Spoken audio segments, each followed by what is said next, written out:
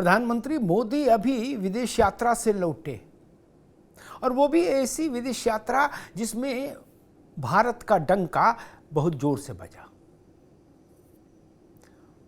Australia में भारत के प्रति जो भाव दिखा, या प्रधानमंत्री का जो ऑस्ट्रेलिया में एक वार्म वेलकम हुआ, उसकी गूंज बहुत दूर तक गई। उसी दौरे में अमेरिका के राष्ट्रपति बाइडेन ने जब ये कहा कि मोदी हमारे देश में बहुत लोकप्रिय हैं और मुझे लगता है कि मैं उनके ऑटोग्राफ ले लूं, तो उस वक्तव्य की भी गूंज बहुत दूर तक गई। भारत के गांव-गांव, गली-गली वो वक्तव्य भी पहुंचा। और उसके बाद आ गया नई संसद की नई इमारत के उद्घाटन का अवसर। उसकी भी धमक, गूंज, इको, कुछ भी कहिए, बहुत दूर तक गया।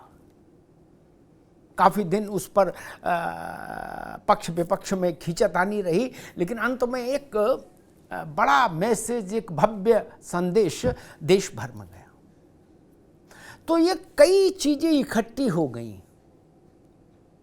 अब स्वाभाविक है जो विपक्ष में है वो कैसे सहे और कैसे रहे।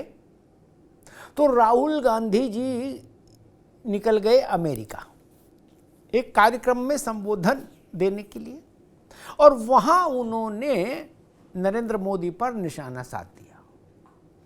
मोदी को अलग अलग उपाधियों से उन्होंने विभूषित कर दिया, तंज किए। कहा मोदी भगवान के साथ भी उनको बैठाल दो तो वो भगवान को भी समझा देंगे कि ब्रह्मांड कैसे चलता है। मोदी को गलतफहमी है कि उनको सब आता है, और तमाम ऐसी चीजें जो शायद अशोभनीय की श्रेणी में आएंगी, राहुल जी ने वो सब कह डाली। और फिर वही पुराना राग भी वहाँ दोहराया कि भारत में जांच एजेंसियाँ हैं वो परेशान करती हैं विपक्षी दलों को, भारत जोड़ो यात्रा को रोकने की कोशिश हुई लेकिन हमने अपनी हिम्मत से यात्रा आगे बढ़ाई, आदि आदि इत्यादि। अब राहुल जी का बयान आया तो स्वाभाविक है कि भाजपा वाले भी अपना तीर कमान लेके मैदान में आएंगे। वो भी मैदान में आ गए और उन्होंने कहा कि कांग्रेस का जो जहाज डूब चुका है उससे उपजी ये कुंठा है। राहुल गांधी हताश हैं, निराश हैं, इसलिए वो बार बार विदेश जाकर विदेशी जमीन पर भारत के प्रधानमंत्री की आलोचना करते हैं, उसकी निंदा करते हैं। लेकिन कुल जमा मसला ये कि पिछली बार भी राहुल गांधी की विदेश यात्रा के दौरान उनके वक्तव्यों पर ही रार हुई थी, और रार इतनी आगे बढ़ी थी कि राहुल गांधी माफी मांगो इस नारे के कारण संसद नहीं चल पाई थी।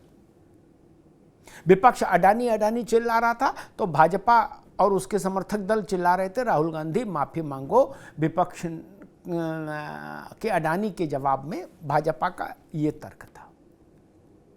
उसी चीज को कांग्रेस ने दोबारा किया है राहुल गांधी ने। क्या एक सोची समझी रणनीति है? क्या कांग्रेस को ऐसा महसूस होता है कि वहां जो बोलकर आए थे राहुल गांधी अपनी पहली विदेश यात्रा में, उसके कारण कर्नाटक में जीत हो गई क्या? और इसलिए कांग्रेस को ये समझ आ गया कि नहीं, विदेश की जमीन पर अगर मोदी की आलोचना करेंगे तो फायदा होगा, ऐसा कोई टोटका समझ आया है क्या कांग्रेस को? मसला क्या है? देश में मोर्चा लेने की बजाय राहुल गांधी विदेश की जमीन पर ज्यादा मुखर क्यों हो जाते हैं मोदी के खिलाफ?